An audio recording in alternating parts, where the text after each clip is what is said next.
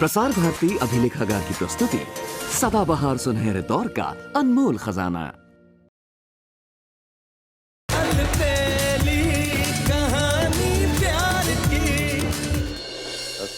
सुबह से माफी मांगो।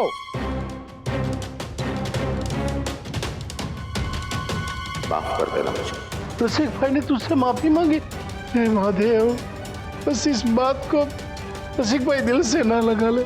नहीं भूल सकता मैं इस बात को, कभी नहीं भूल सकता। अब तेरा ये नानू 2 लाख रुपया लेकर ही घर लौटेगा। बकुला, बकुला, कल जो कुछ भी हुआ, जो कुछ भी मैंने देखा, वो सुबह का रूप, मुझे सब कुछ ऋषि को बता देना चाहिए।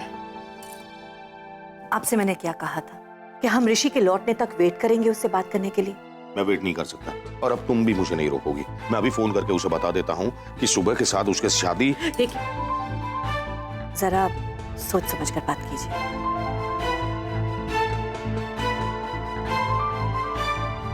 स्पीकर फोन पे लगाइए ना।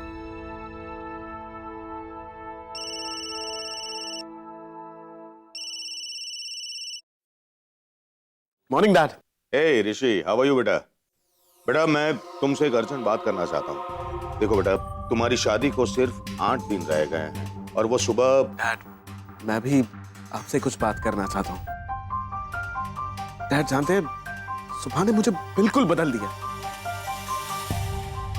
इनफैक्ट अब तो मैं खुद राह देख रहा हूँ कब ये 8 दिन बीतेंगे और मेरी शादी सुबह से हो जाएगी।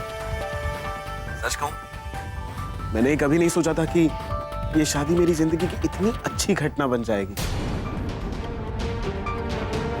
आई एम सो हैप्पी कि मेरी शादी सुबह से हो रही है। डैड, मैं आपसे कुछ कहना चाहता हूँ। भले ही अरेंज मैरिज हो, लेकिन मैं सुबह से प्यार करने लगा हूँ।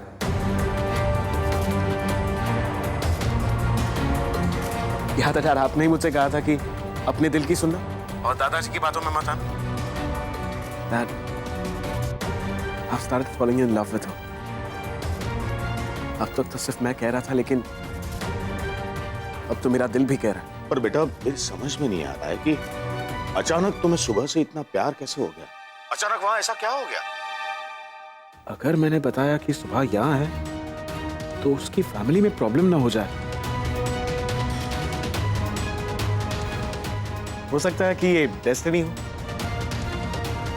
एनीवेज डैड, अब मेरा लेक्चर का वक्त हो चुका है। हेलो ऋषि, देखो। Bye, love you. Bakula, Bakula, Rishi जो बोल रहा है उस बात से मैं कन्विंस क्यों नहीं हो रहा? उसे सुबह से प्यार कैसे हो गया? I can't believe this. कुछ तो गड़बड़ है।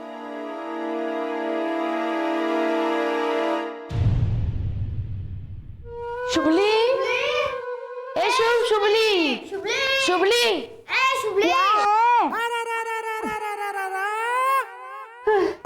चिल्ला क्यों रहे हो?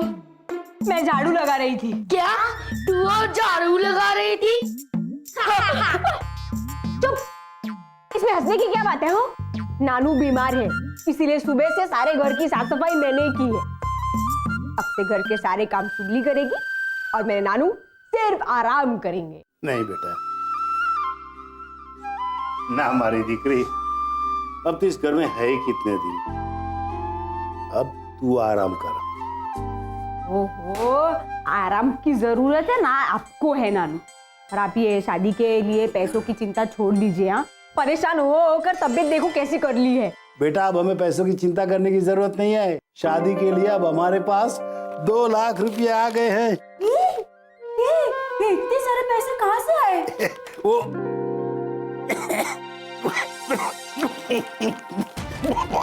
बेटा, पहले मेरी दवा तो ला दे। हाँ हाँ, अभी लाई नानू। मैं तुझे नहीं बता सकता कि इन पैसों का इंतजाम मैंने कैसे किया।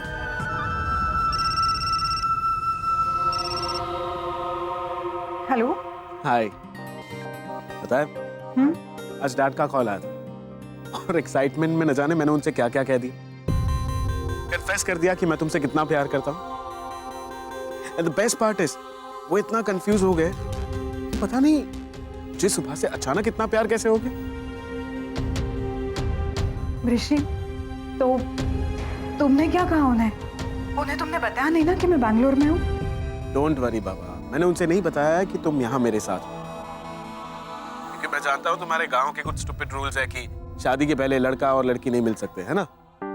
हाँ। देखा, तुम्हारे बताए बिना मैं समझ गया कि तुम यहाँ मेरे साथ बैंगलोर में हो, ये किसी को नहीं बताना। डोंट वरी सुबह, मैं ऐसा कुछ नहीं करूंगा जिससे तुम्हारी लाइफ में मेरी वजह से प्रॉब्लम्स क्रिएट हो। You're my responsibility, my love.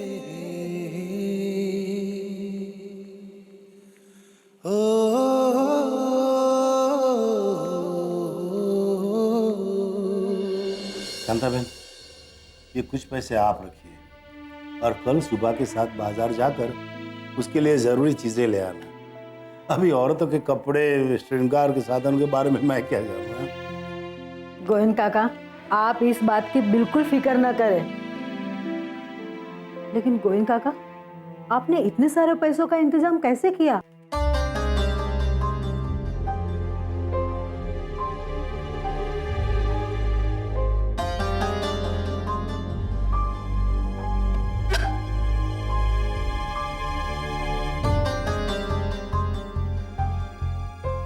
मैंने 2 लाख रुपए में अपना घर गिरवी रख दिया।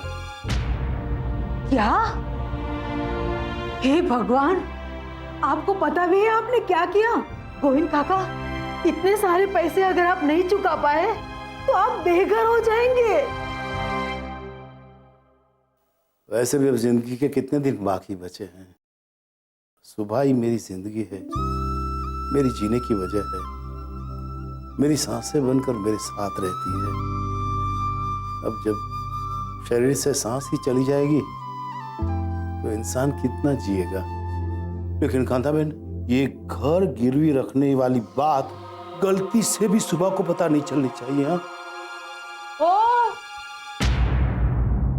क्या सुबह को क्या पता नहीं चलना चाहिए? क्या छुपा रहे हो मुझसे? ये कि जब मेरी सुबह चली जाएगी तो उसकी बहुत याद आएगी,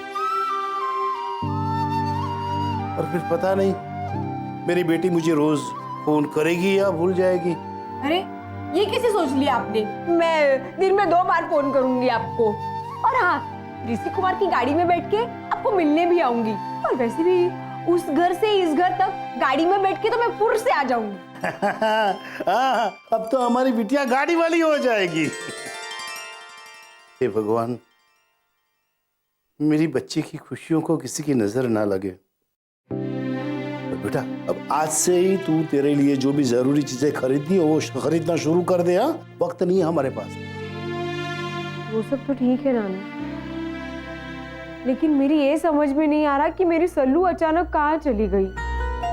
वही तो आने वाली थी ना मेरे साथ सारी खरीदारी करने के लिए। अब सल्लू के बगैर मेरी शादी कैसे होगी? थैंक यू सुबह, मेरी लाइफ में आने के लिए, मुझे अपने प्यार के काबिल समझने के लिए। एक बात कहूं, मैं तुम्हें बता नहीं सका, लेकिन अब मैं हमारी शादी का बेसब्री से इंतजार कर रहा हूं। मैं ऐसा कुछ नहीं करूंगा जिससे तुम्हारी लाइफ में मेरी वजह से प्रॉब्लम्स क्रिएट हो। You are my responsibility, my love, my love, my love.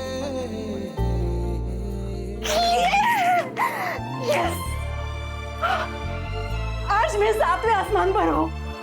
I'm so happy. I'm so happy. I'm so happy. Oh God, मैं क्या करूँ? ऋषि, I love you. I love you so much. La la la, la la la, la la, la la. ऋषि, अब तुम मुझे सुबह कहो, baby कहो या फिर शलाका, मुझे कुछ फर्क नहीं पड़ता। मेरे लिए तो यही काफी है कि तुम मुझसे प्यार करते हो और मैं तुमसे बहुत ज्यादा। हाँ ऋषि, बहुत ज्यादा।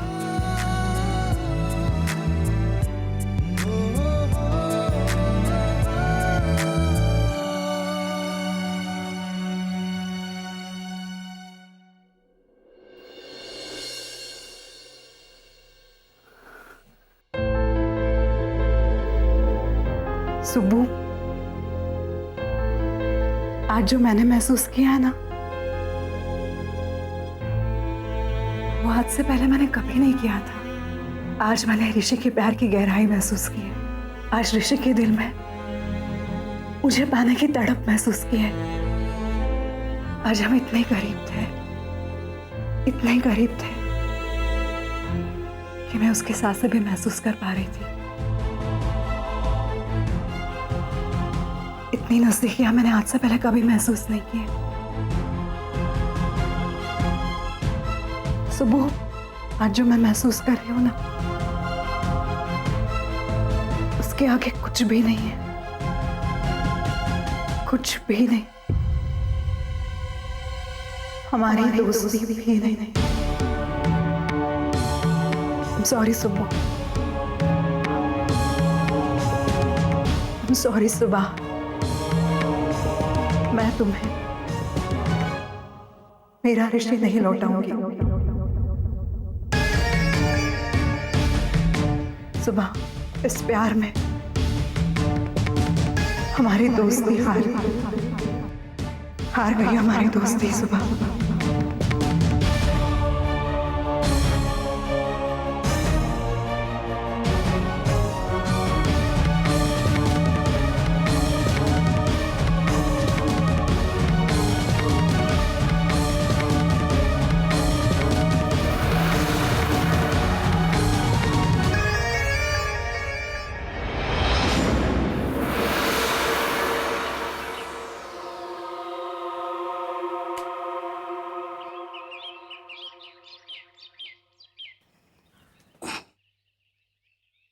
ले बेटा, चाय पी ले।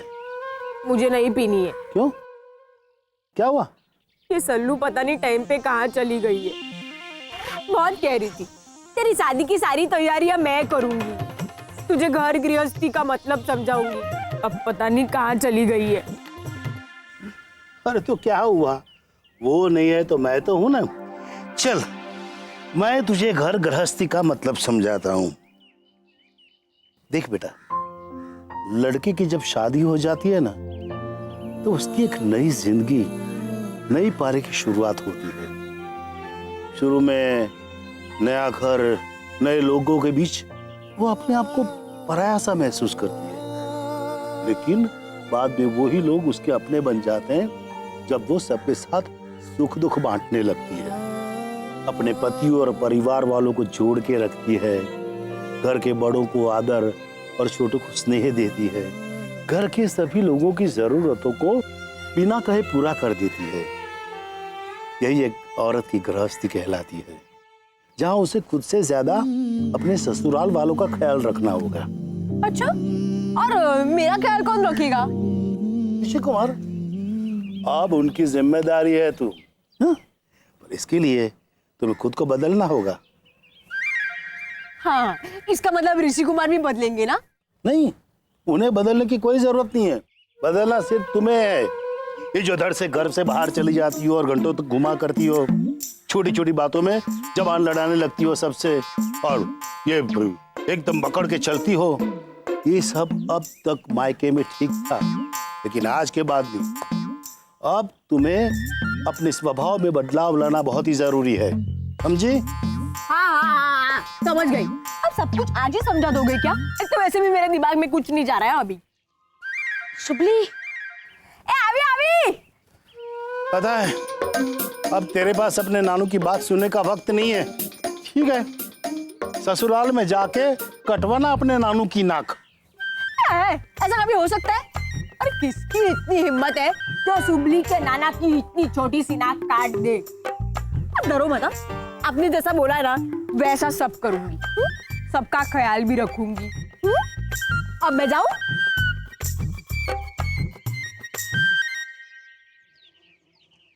बहुत बचपना है मेरी बेटी में, लेकिन जो भी काम करती है दिल से करती है। मुझे पूरा विश्वास है कि वो अपने ससुराल वालों का दिल जरूर जीत लेगी।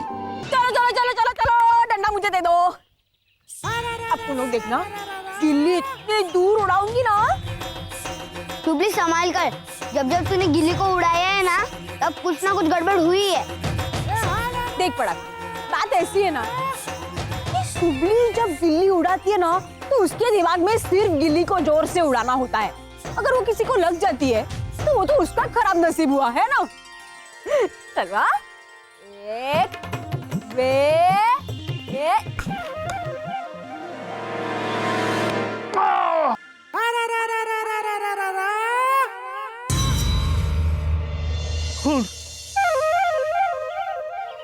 मार दिया, इस कमार लड़की ने मार दिया। चलो।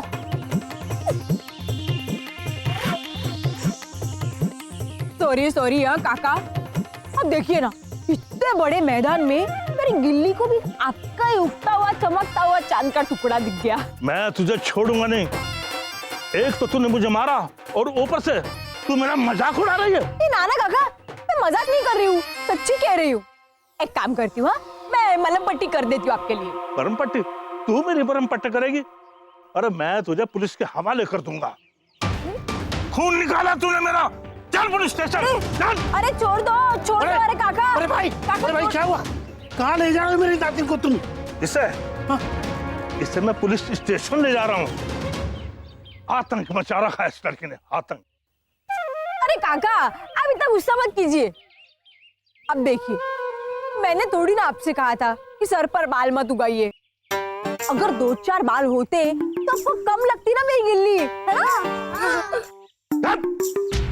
भाई साहब, इसकी तरफ से मैं आपसे माफी मांगता हूँ। छोड़ दीजिए इसे। 6 दिन के बाद मेरी बच्ची की शादी है। शादी? इसकी शादी? कोई आग का अंडा होगा जो इस लड़की से शादी करेगा। बस नहीं तो चुप कर दो।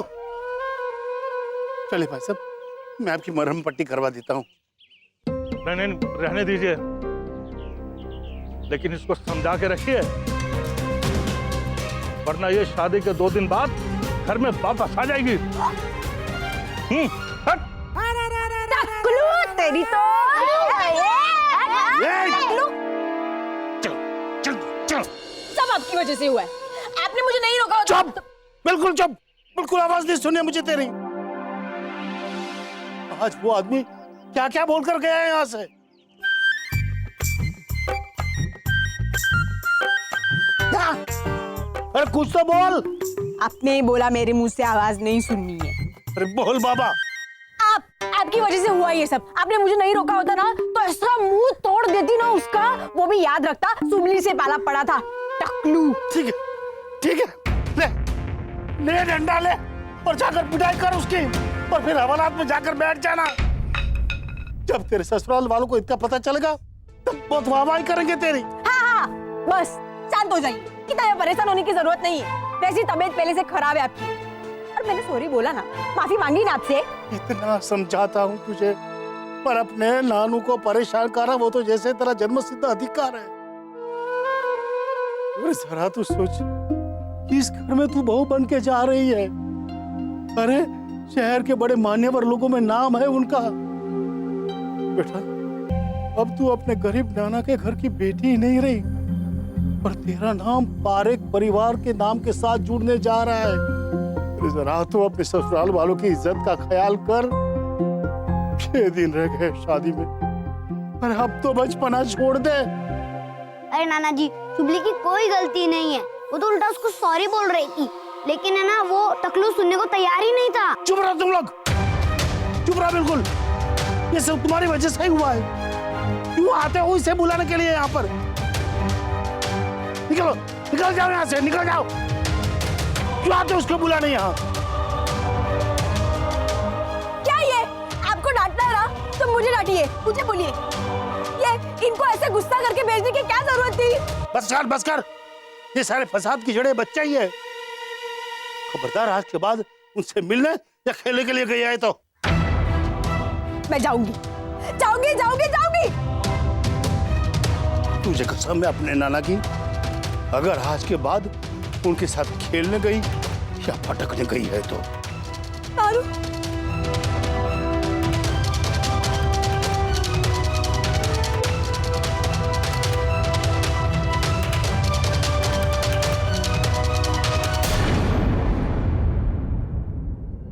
हे भगवान, आज मैंने ऋषि को यहाँ जिस मकसद से बुलाया है उसे पूरा करना। मैं ऋषि के बिना नहीं रह सकती। मैं जानती हूँ ऋषि को यहाँ फिर से मिलाकर आपने यही संकेत दिया है कि ऋषि और शला का एक है।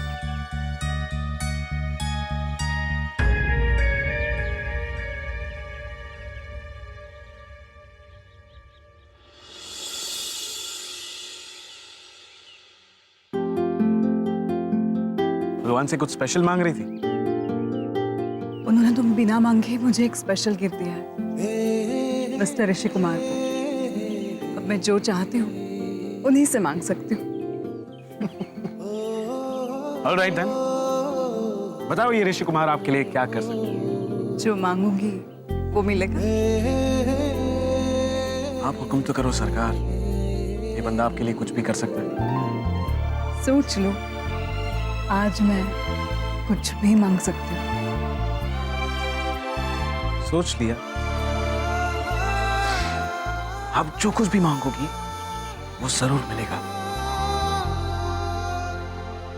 ऋषि, मैं चाहती हूँ आज यही इसी घड़ी में भगवान के सामने तुम मेरी मांग में सिंदूर भरो और मुझे हमेशा के लिए अपना बना। ऋषि, मैं तुम्हारे नाम का सिंदूर अपनी मांग में भरना चाहती हूँ अभी।